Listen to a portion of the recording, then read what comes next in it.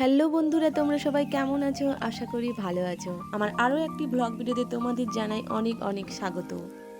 তো আজকে তোমাদের সঙ্গে শেয়ার করতে চলে এসেছি মশলা বড়ি বা বাতাসা বড়িও বলে, তো মেদিনীপুরের বিখ্যাত বড়ি দেওয়ার রেসিপি দেখাতে। তো সকালেই আমি আমার ছোটো ছোটো পায়রাদের খাবার দিতে চলে এসেছি। তো এদের আমি প্রতিদিনই সকালে খাবার দিই, এরা প্রতিদিন সকালে আমার বারান্দাতে আসে। তো যাই হোক, ওদের খাবার দিয়েই আমি চলে এসেছিলাম ডালগুলো বেটে নিতে। এই যে পুরো রাত ভেজানো বিউলির ডাল। বিউলির ডাল জানোই তো, বড়ি দিতে বিউলির ডাল প্রয়োজন। তো এখানে আমি 500 গ্রাম বিউলির ডাল ভিজিয়ে রেখেছিলাম সারা রাত। তারপরে সকাল সকাল উঠেই আমি এটাকে বাটতে চলে এসেছি, মিক্সারে বেটে নেব। কম করে জল দিয়ে মোটামুটি বেটে নিতে হবে সবগুলো। তো এখানে আমার প্রায় সবগুলো বাটা হয়ে গেছে। এই যে দেখো কিভাবে গাঢ়টা হবে সেটা বুঝতেই পারবে। তো এখানে আমি সব বেটে নিয়েছি আর এর মধ্যে দিয়ে দিয়েছি মশলা।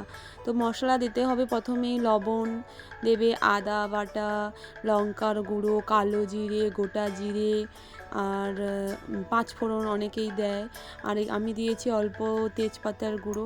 তো সব রকমের মশলা দিয়ে ভালো করে ফেটিয়ে নিতে হবে। এই যে দেখতে পাচ্ছ আমার দুই জা ফেটানোর জন্য বসে গেছে, আর আমি ওই যেটাতে বড়ি দেবো পাটাতে, তো ওটাতে তেল লাগাচ্ছি।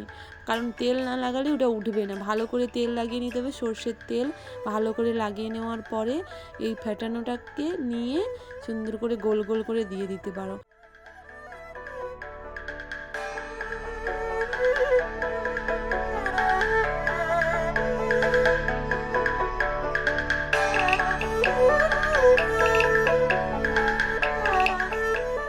তো এই যে দেখতে পাচ্ছ কীরকম দিয়ে দিচ্ছি।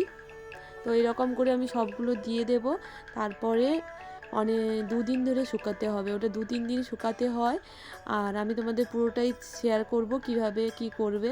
তো তোমরা দেখতে থাকো ভিডিওটা, আর স্কিপ না করে কেমন লাগলো আমাকে কমেন্ট করে জানিও। আর তোমাদের কোনো কিছু বুঝতে অসুবিধা হলে আমাকে কমেন্ট করতে পারো, আমি সব কিছু বলে দেব কিভাবে করবে কিভাবে দেবে, ঠিক আছে?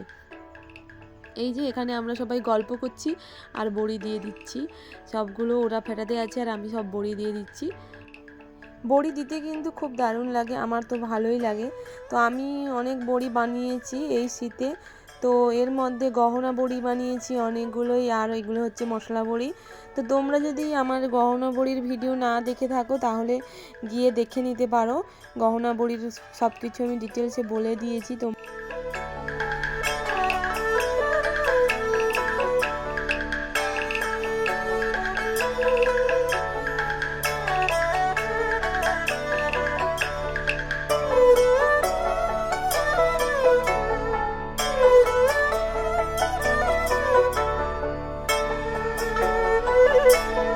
তো আমরা এখানে গল্প করতে করতে সবগুলো বড়ি প্রায় দিয়ে দিয়েছি। এখানে হাসি মজাক করতে করতে আমাদের হয়েও গেল সব কিছু।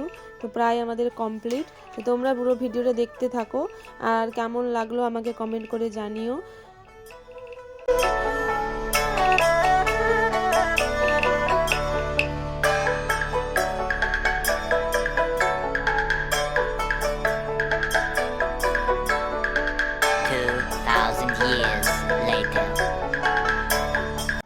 চলো দেখাই প্রায় 1-1.5-2 ঘন্টা পর এটা কিভাবে শুকিয়ে যায়। আমাদের বারান্দাতে আমি রোদে দিয়ে রেখেছি। এই যে দেখতে পাচ্ছ উপরটা প্রায় একটু শক্ত শক্ত হয়ে যায়, তো এর উপরে হাত দেওয়া যায় মোটামুটি।